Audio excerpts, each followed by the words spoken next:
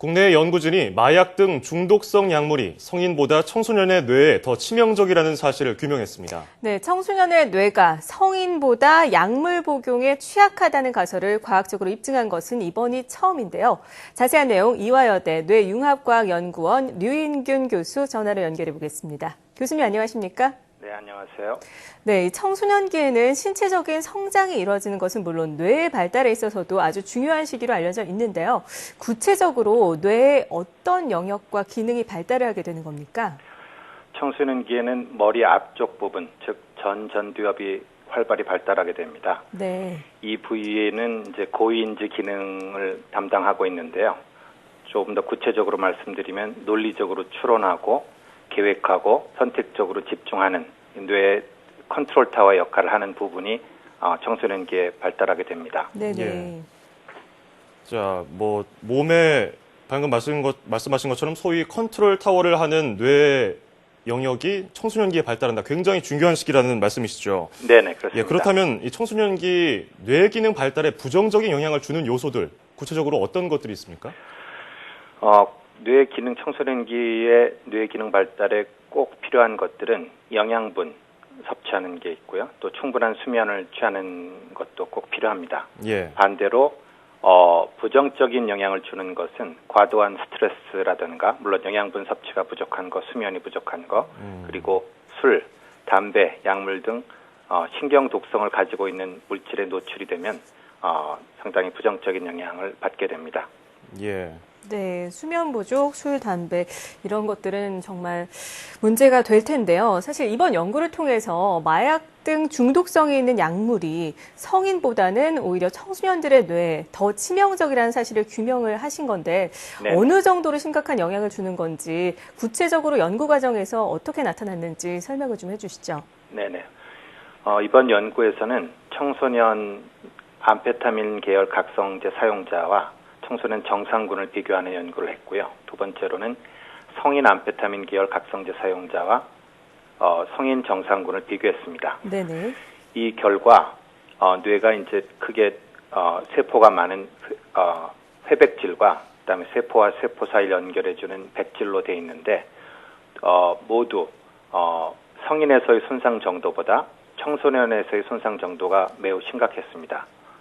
또한 이 두 군을 볼 때 청소년군이 성인군보다 훨씬 더 짧은 기간에 더 작은 양을 사용했는데도 불구하고 더 손상 정도가 더 심각했다는 걸 알 수 있었습니다. 예. 물론 마약이나 이런 약물 중독 같은 경우는 성인들에게도 굉장히 안 좋은데 네네. 청소년에게는 얼마나 안 좋겠냐 이런 얘기 가설로는 많이 나왔지만 과학적으로 입증이 된 겁니다. 네네. 그렇다면 이 청소년기에 약물로 인한 뇌 손상이 나타나면 나중에 어떤 부작용을 겪을 수 있습니까? 네네.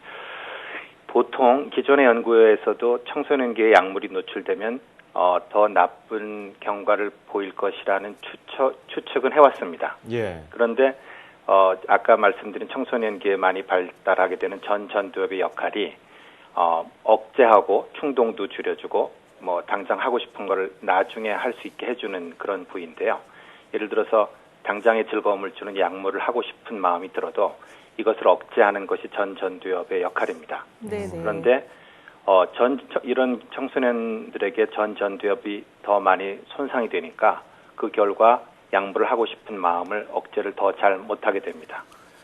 같은 면에서 약물 중독을 끊기가 어렵고 심해지는 경향이 있습니다. 또 하나 네. 청소년들은 공부를 하거나 자기가 많이 배워야 될 그런 시기인데 네네. 공부를 하거나 일을 하는 데 필요한 인지 기능, 예를 들어서 문제를 해결하고 다른 여러 가지 산만한 상황에서 주의를 집중하고 계획하고 추론하고 이런 기능에 손상이 오기 때문에 청소년 발달에 심각한 영향을 지속적으로 주게 됩니다. 네, 그러니까 악순환이 반복이 되는 거군요. 네, 맞습니다. 네, 이 청소년들이 약물에 노출되지 않도록 예방하는 것이 그 무엇보다 중요해 보이는데 이를 위해서 어떤 노력이 필요할까요? 청소년기가 경험하셨겠지만 호기심이 많은 시기거든요. 네네. 그래서 청소년들이 호기심으로라도 약물에 노출되지 않도록 약물의 폐해에 대한 조기 교육이 필요합니다. 또한 청소년들이 호기심도 많지만 교육에도 쉽게 교육을 잘 받는 경향도 있거든요. 그리고 꼭 이렇게 불법적인 약물이 아니더라도 술이나 담배 같이 중독성 있는 물질에 노출이 되지 않게 하는 게 매우 중요합니다. 그런 이유 중에 하나가 주는 약물 사용에 대한 폐해가 더 크기도 하고, 일반적으로 청소년기에 술, 담배 등을나 약물을 사용하는 경우에는 성인에 시작한 것보다 더 많이 사용하는 경향이 있습니다. 예. 그리고 예방 측면에서 지금 말씀드린 거고, 예. 그리고 개입 조기 치료라는 측면에서는 약물이 노출된 청소년이 아까 말씀드린 것처럼 전두엽 어떤 상황을 억제해주고 하는 전두엽 기능이 손상이 갈수록 와서 악순환이 될 수 있기 때문에 네네. 청소년의 약물에 노출된 청소년이 있다 하면은 조기에 개입해서 적극적으로 치료하고 회복할 수 있게 도와주는 게 중요하다고 생각합니다. 예, 교수님, 그러면 지금 마약이나 약물에 중독된 학생들이 좀 어디를 찾으면 도움을 받을 수 있을까요? 그 정신보건센터라고 그 지역에 있는 센터도 도움이 될 것 예, 예. 같고요.